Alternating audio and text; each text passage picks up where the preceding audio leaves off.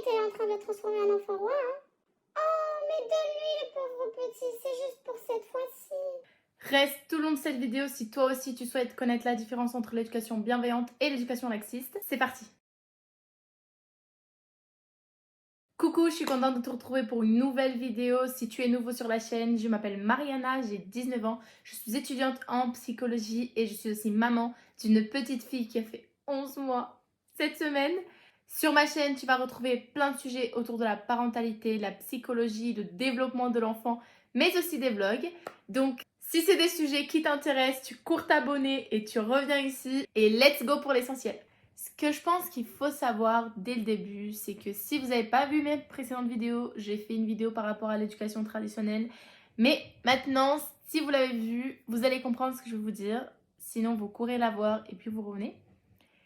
Il faut savoir que l'éducation traditionnelle, c'était l'éducation où on ne se prenait pas la tête. Donc avant, c'était les adultes qui décidaient, etc.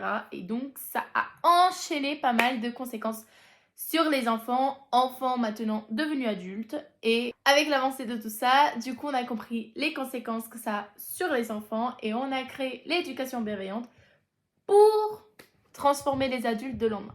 Lorsqu'on regarde sur internet l'éducation bienveillante, c'est ça.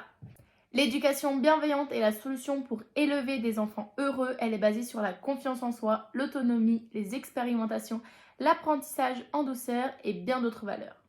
Mais aussi, l'éducation bienveillante est un mode d'éducation basé sur l'empathie et le respect de l'enfant, axé sur l'attitude du parent vis-à-vis de l'enfant.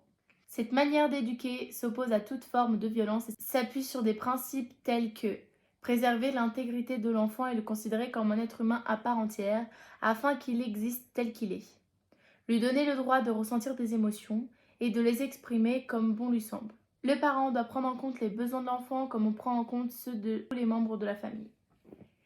Et lorsqu'on regarde les définitions de la parentalité laxiste, ça nous dit que l'éducation laxiste revient à ne pas intervenir pour guider l'enfant vers la bonne compréhension de son attitude, mais également ne pas mettre de limites, l'incite et le conforte dans le fait que ses réactions sont les bonnes puisque personne ne lui interdit. Le laxisme est donc une attitude permissive et encourageante qui peut même mener un enfant à un manque de repères. On peut souvent entendre notre entourage dire Ah oui, mais t'es en train de transformer un enfant roi, hein. Tu vois, il pleure comme ça, c'est parce qu'il fait un caprice. Oh, mais donne-lui le pauvre petit, c'est juste pour cette fois-ci. Tu vois comment il pleure? Et que dès que tu lui donnes, il s'arrête? Eh bien ça veut dire que c'est ton enfant qui te contrôle. Ok, mais face à tout ça, qu'est-ce qu'on retient? On retient qu'il y a beaucoup de préjugés, beaucoup de stéréotypes et beaucoup d'idées qui sont très fausses. On débat et on débat et on débat et qu'on a du mal à comprendre parce que c'est assez récent quand même. Et je pense que ça va être à un moment donné, c'est logique. Mais en attendant, on va passer par toutes les phases comme Oh, mais c'est dangereux d'élever un enfant comme ça. et vous savez que vous allez être très très critiqué jusqu'à ce que ça en arrive là. D'ici là, du calme, gardez vos valeurs. Quelles sont concrètement les différences? Dans l'éducation bienveillante, les cadres sont posés et respectés. On est compréhensif envers son enfant, mais on ne laisse absolument pas dépasser les cadres. La frustration est accompagnée. Non, c'est non, mais c'est ok d'être triste. Oui, on accompagne l'enfant dans ses sentiments. L'enfant aura des conséquences à ses actions, donc des conséquences naturelles, logiques ou réparatrices. Mais on se respecte toujours mutuellement et on ne punit pas l'enfant. Les besoins de l'enfant sont pris en considération. Pendant que, dans l'éducation laxiste, les cadres sont donnés mais non respectés. Le parent est trop tolérant et laisse tout passer. Les limites ne sont absolument pas posées.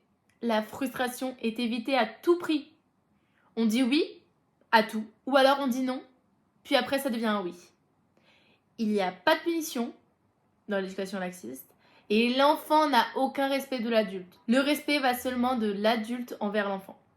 Et les envies de l'enfant passent avant tout, même avant ses besoins. Ok, maintenant on peut surtout se demander pourquoi on se prend autant la tête sur l'éducation. Et pourquoi chacun ne fait pas comme il veut, en fait. Eh bien, je vais vous expliquer. La psychologie a montré que ce que nous faisons en tant que parents, ce que notre enfant vit en tant qu'enfant, ça a des impacts sur toute notre vie. Et ça va définir en fait l'adulte qu'on va être plus tard. C'est pourquoi je vous dis que l'éducation traditionnelle a donné des parents laxistes. D'accord? Parce que, eh bien, avant, on était beaucoup trop strict. Et que, eh bien, on faisait subir les enfants de la maltraitance, créer une sorte d'obéissance de l'enfant envers le parent. Puis du coup, en fait, les parents se sont dit, très bien, eh bien moi, je vais surtout respecter mon enfant. Moi, je ne vais absolument pas taper mon enfant. Et ça s'est transformé en éducation bienveillante. Ce qui est, pour moi, dans mon point de vue, une avancée, mais c'est toujours pas ça. Parce que, en fait, l'éducation laxiste est une sorte de maltraitance. Mais attends, tu nous dis qu'il faut pas le taper, qu'il faut pas le punir, et puis ensuite, lorsqu'on le tape pas et qu'on ne punit pas, tu nous dis que c'est de la maltraitance? Mais tu te ma gueule? Laisse-moi t'expliquer. En fait, ce qui se passe, c'est que lorsque l'enfant n'a aucun cadre, lorsque le parent dit oui à tout, eh bien, oui, là, ça va créer des enfants capricieux en quelque sorte. Parce que le caprice en soi, qu'est-ce que c'est? Bref, ça, c'est tout un autre débat. Mais, tout ça pour dire que l'éducation laxiste n'est pas non plus la solution. Oui, il faut respecter son enfant. Oui, il ne faut pas le taper. Oui, il faut absolument être dans la bienveillance. C'est le point le plus important. En fait, ce qu'il faudrait trouver, ce qu'on a trouvé avec l'éducation bienveillante, c'est un juste milieu. Il faut absolument que ce respect soit mutuel pour créer de bons liens, des liens solides. C'est pourquoi du coup, maintenant, avec la science, avec la psychologie et le développement de l'enfant qu'on a étudié, eh bien, on a compris les impacts que toute cette éducation laxiste peut avoir sur les enfants. Des études récentes en neurosciences affectives montrent qu'en fait, les expériences qu'on vit en tant qu'enfant, modifient en profondeur notre cerveau qui n'est pas mature. Le problème avec l'éducation laxiste, c'est que l'enfant ne connaît absolument pas la frustration. L'enfant a tout ce qu'il veut en un claquement de doigts ou alors tout simplement il se met à crier, pleurer, hurler et c'est de là qu'on appelle les caprices.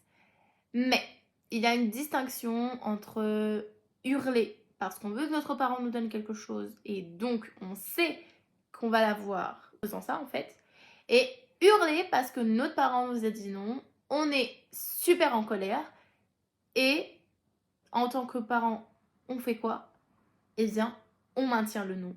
On dit ok, très bien, tu es en colère, tu as raison d'être en colère, je viens de te dire non, c'est la frustration. Tu es frustré. C'est ok, je suis là pour accueillir ta frustration, mais ma réponse restera la même. C'est ça la petite nuance qu'il y a entre laxisme et bienveillance. Dans le laxisme, on va céder à ses pleurs, on va donner. Dans l'éducation bienveillante, on va accueillir ses pleurs et maintenir notre réponse. C'est bien que l'enfant soit frustré. Oui, on va pas dire non à tout va comme ça parce qu'il a envie de frustrer. Mais dans la vie, l'enfant doit apprendre à la frustration. Ça fait partie. Dans la vie en tant qu'adulte, on ne le dira pas oui tout le temps. Même presque jamais. Mais pour qu'il puisse bien s'adapter à cette réponse négative de la part de la société lorsqu'il sera plus grand, il faut absolument qu'on lui donne les outils. Chose qui n'est pas faite dans l'éducation laxiste. Parce que oui à tout ne lui permet pas du coup d'apprendre à gérer ses émotions, à gérer sa frustration, à gérer ses colères. Et ce n'est pas très utile pour plus tard.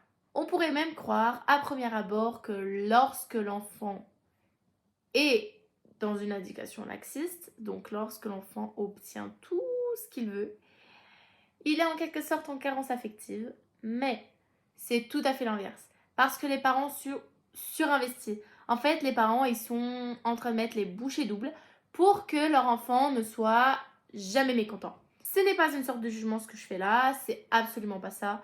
Tout ce que je souhaite faire, c'est de la prévention afin de vous aider à accompagner au mieux votre enfant. C'est pourquoi je vous conseille de me suivre sur Instagram. Sur Instagram, on parle donc comme ici sur YouTube, mais en format un peu plus court et un peu plus rapide, de tout ce qui est relations parents-enfants, tout ce qui est éducation bienveillante, tout ce qui est tips, conseils, écran, etc. Donc pense. Là, je vous ai un petit peu résumé tout ça. Mais si ça vous intéresse de faire des points neurosciences plus souvent, n'hésitez pas à me le dire en commentaire. Comme ça, je vous en mets un peu partout dans les vidéos. Ça vous aidera un peu à apprendre. Mais en même temps, pas trop chargé parce que sinon c'est trop dur et on ne mémorisera rien du tout. Tranquillement et doucement, chacun à son rythme, on va apprendre de plus en plus et c'est l'essentiel. Donc, maintenant que tu sais ce que c'est l'éducation bienveillante, l'éducation traditionnelle, l'éducation laxiste, comment faire pour devenir un parent bienveillant? Eh bien, pour ça, je t'invite à t'abonner et à liker et me montrer que tu aimes ce genre de sujet et que tu aimerais te développer en tant que parent. Me suivre sur Instagram bien évidemment parce que là-bas tu auras tous les tips. Reste à part des nouvelles vidéos parce que c'est dans les prochaines vidéos que je vais te montrer comment devenir un meilleur parent. Merci d'avoir regardé cette vidéo jusqu'à la fin et je te fais plein de bisous. Je te dis à la semaine prochaine pour une nouvelle vidéo. Ciao!